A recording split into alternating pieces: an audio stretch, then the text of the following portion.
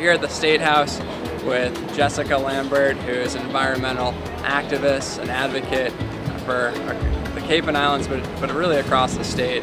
And Jessica came forward back in December or January about a bill aligning Massachusetts with the Paris Climate Agreement. We've worked on it together and are working on advocating for it together, and we're just incredibly lucky to have such environmental advocates in Falmouth. And to have leadership that is necessary in order to make this actually a reality versus good intentions. So I'm just really grateful that Dylan was so having the wisdom to bring this into being. Thank you so much. Thank you. Come here. All right, I can take that laptop.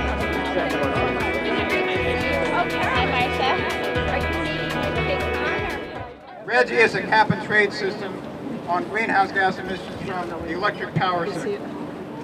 And studies of RGGI have shown that in addition to reducing climate change, it has positive economic benefits.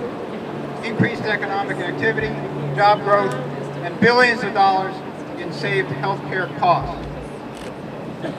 And if you need more convincing that it's possible to have a strong economy and also protect the environment, just think about California, the state that I'm from. Like Massachusetts, California has been a leader in protecting the environment, and as far as I can tell, there's nothing wrong with their economy. So yes, we can control climate change and have a strong economy at the same time. We can and we will. We'll do it through innovation, we'll do it through hard work, and we'll do it through solid science-based policies like those that we promote at the Woods Hole Research Center. And if Trump thinks that's too difficult, then we'll do it without it. And we can do it because in Massachusetts we have forward-looking leaders, like the folks who are here today, like Marty Walsh and like Charlie Baker. And let me just close with one thought, and that is this. I don't like being told that we can't succeed. And I don't like being told that we can't meet a challenge. That kind of thinking is for losers. So please contact your elected representatives. Tell them that you support this bill, H.3564. Tell them we're not afraid of a challenge. Tell them that we're not losers. Thank you.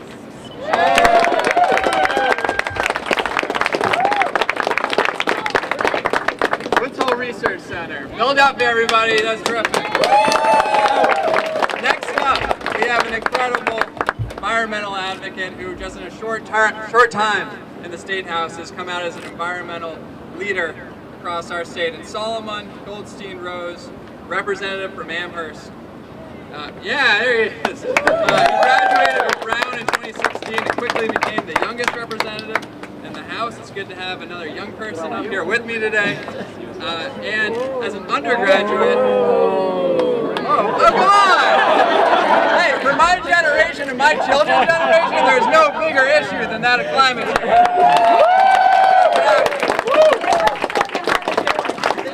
That's right, that's right.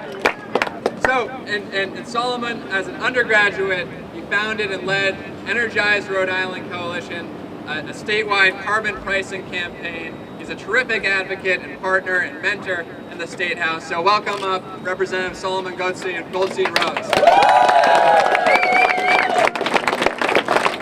Hi everyone, thanks so much for being here. So thank you so much, Dylan, for that introduction, and thank you for introducing this bill. Dylan introduced this bill ahead of time, proactively. He knew it was important for Massachusetts to be a leader in terms of our commitment to the Paris Climate Agreement. And now is the moment to show that we have the political will in Massachusetts to follow through on that commitment.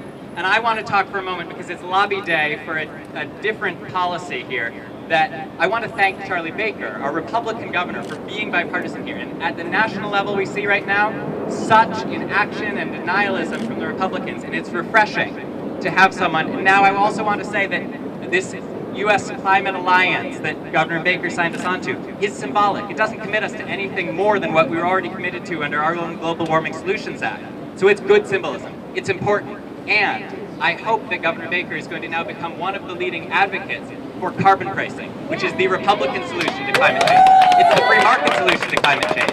And it would create jobs right here in Massachusetts across our state by reducing the amount of money we're sending out of state for dirty fossil fuels. I've been one of the leading advocates in the State House on carbon pricing, and we have a hearing coming up a week from today. There are people in the crowd here. Thank you for taking your day out of the Carbon Pricing Lobby Day to come join us for this. This is the crucial moment to pass this bill in Massachusetts. 3564. Okay, next up, we are incredibly fortunate to have with us Emily Norton. Emily is the chapter director of the Massachusetts Sierra Club. She's been a leader on environmental stewardship across our state. We're incredibly lucky to have her come speak with us today. So welcome, Emily. Thank you, Representative Fernandes. Thank you for your leadership. It is great to be here today in support of your bill and Senator Sears' bill to ensure that Mass meets or exceeds the guidelines set forth in the Paris Agreement. I also want to give another shout out to the reps who are here sweating with us today, who are climate leaders. Lori Ehrlich, Ruth Balzer, Natalie Higgins. Remember these names. Denise Provo, Jack Lewis, Byron Rushing, Brian Murray. Thank you so much for being here. That leadership is sorely needed. As we all know, after Donald Trump announced that we would be withdrawing from the Paris Accord, the governor, to his credit, announced that Massachusetts would join the U.S. Climate Alliance. And Senator Creed, my own senator, it took him a couple days, but he did make the announcement. That's great. But you know what? I would personally be more impressed if at the same time the governor was not fighting so hard to make Massachusetts more reliant on fossil fuels. He is pulling every string to get us to spend $6.6 billion on a new natural gas pipeline that we do not need. That would be obsolete by the time it was built, and that the ratepayer would pay for. The taxpayer taking all of the financial risk for a private company's gain. Is that what we signed up for with this governor? I would also be more impressed if the governor was not severely underfunding our environmental programs. You've heard of extreme sports? This is extreme underfunding. But when you watch it on TV, it's way less entertaining. Rather than snowboarding, skateboarding, mountain biking, when you watch extreme underfunding on TV, you see parks and skating rinks that are closed. You see beaches that are full of trash. And my personal favorite, the Boston Globe reported a few weeks ago, one of the things that we are not doing anymore is testing rivers for the illegal dumping of sewage and fecal matter. Now we can argue over the proper role of government, but I think we can all agree that keeping poop out of our rivers and streams is the appropriate role for government. I want my tax dollars spent that way. I want someone to have that job. Why? Why is Governor Baker doing this? Well, I hate to let you in on a little secret and pop a bubble, but there is a problem of money in politics. It is not just Washington, D.C. We have fossil fuel corporate interests right here in Massachusetts. But what is the one thing that elected officials fear more than donors? Voters! You! The voters! And I'm going to tell you another little secret. No one votes. No one votes. When it's a local official, state rep, state senator, no one votes. For democracy, that's terrible, very bad. However, for these purposes, it's really good. That means each voter is that much more valuable. Do you know Everyone here? More importantly, does your state rep know who you are? Because if they don't, then you are not acting on climate, my friend. Can you bring 5 people, 10 people, 20 people to meet with your rep? Make sure that they know how much you care about climate change? You can totally do that, and if you don't think you can, come talk to me. That's how we make a difference. My last point, my kids play soccer.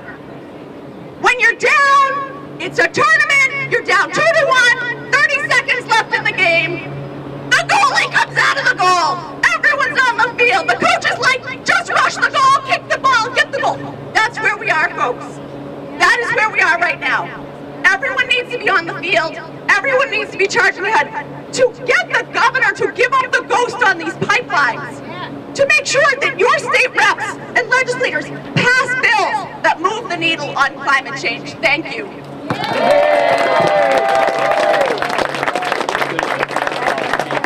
Thank you, Emily. Thank you. And just in closing, I want to make a couple brief remarks, and then we'll send people out to reach out to their legislators and their legislator staff. As a millennial, as I said earlier, there's no issue that will have greater impact on my generation and my children's generation than that of climate change. It's already having a devastating effect across our state, especially with the impact of stronger storms and higher waters on our coastal communities. And I'm personally invested in this. As someone who represents Falmouth and Martha's Vineyard and Nantucket, I might not have a district unless we address sea level rise and global warming. And our environment, our economy, our national security could all become severely and irreversibly destabilized if we do not take bold action on global warming. And you know this, I know this, 99% of scientists agree with us that global warming is rapidly occurring because of human-driven greenhouse gas emissions. But our president isn't really a fact and science guy. The president does not view climate change as a threat, and not only that, he questions whether it even exists. And by pulling out of the Paris Agreement, his administration sent a message to the rest of the world that the United States is no longer a leader on climate action. That's right. But as the federal government takes a giant step back, it's time for Massachusetts to step up and lead. And we must stand in solidarity with our global community in the effort to combat climate change. And that's exactly what our bill does. House Bill 3564 affirms our commitment to the greenhouse gas emission standards set forth in the Paris Climate Agreement, a goal that we are already on target to hit because of our Global Warming Solutions Act. But this bill, unlike any other bill, goes a step further because it recognizes Massachusetts' partnership with our global community by documenting our greenhouse gas emissions with NASCA, the United Nations affiliated group that tracks global emission data. And effectively combating climate change isn't just about setting goals, it's about holding yourselves accountable to meet those goals, and that's exactly what this bill does. And our bill partners us with our global community in transparent greenhouse gas emissions reporting. The rest of the United States looks to Massachusetts for leadership on environmental stewardship. It's time that we send a message to the nation, to the rest of the world, that a handful of climate deniers in Washington, D.C. do not speak for the people of Massachusetts. Yeah, so the Paris Accord is this agreement which every single nation in the world signed except for Syria and Nicaragua. And the only reason Nicaragua didn't sign it is because they didn't think it was aggressive enough in addressing our climate change goals. Including the United States, 195 countries, which is essentially every country, is part of that process. And it's a really unique agreement in the sense that